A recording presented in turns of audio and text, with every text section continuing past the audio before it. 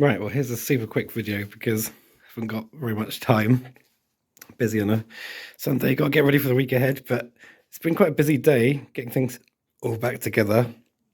As you can see, the exhaust is on, got a new O2 sensor in there, and then I've cleared all the codes. There's still a few bits of like bodywork to finish off, but you can see under here, there's now, although at the back the clearance could be a lot better, at the front there's way more clearance, so like a decent bash plate, and I think we can probably get over some pretty rough stuff in terms of ground clearance, probably an extra 4 to 5 inches. Everything's plumbed up and it's got coolant in it. There's a plastic piece to go over here just to tidy everything up, but I haven't got around to putting that on yet. As you see, the exhaust is on properly. The bit under there was a bit tricky to get tight, so I've used a bit of exhaust goo as well. Hopefully that will hold.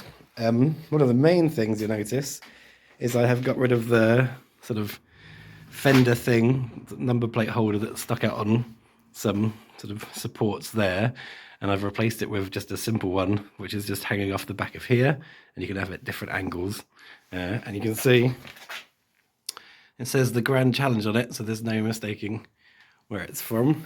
You'll notice also the seat has got a cool cover on it, because if you haven't got a cool cover, is it really an adventure bike? The fuel tank is back on and it's all wired in and it's all working. The clutch is on. You'll see, oh actually it's on the other side. I just clocked the lever back a bit. So now there's loads more adjustment on this side. So I can put another nut on here just to secure it so it doesn't move whilst you're riding along. Most of today has just been tucking wires in and cable tying stuff together. There's a few bits that still need tidying up. Obviously just sort of dotting the I's and crossing the T's, and it's very low on fuel, but hopefully we'll be able to show that.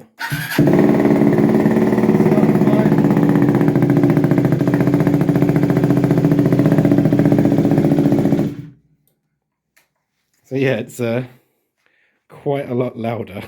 Definitely from a safety perspective, people are going to hear us coming. The only thing I haven't done at the moment is there was a number plate light, and the wire for that I just kind of curled up under the seat, and I haven't got these side panels on. You can still get the seat off quite easily just by pulling this wire. I don't know if I really need the side panels, but it might look cool to put them back on.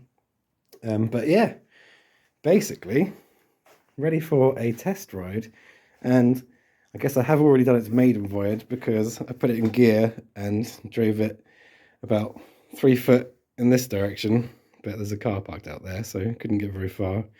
So yeah, stand by next week hopefully for its maiden voyage once I've got some tax and insurance.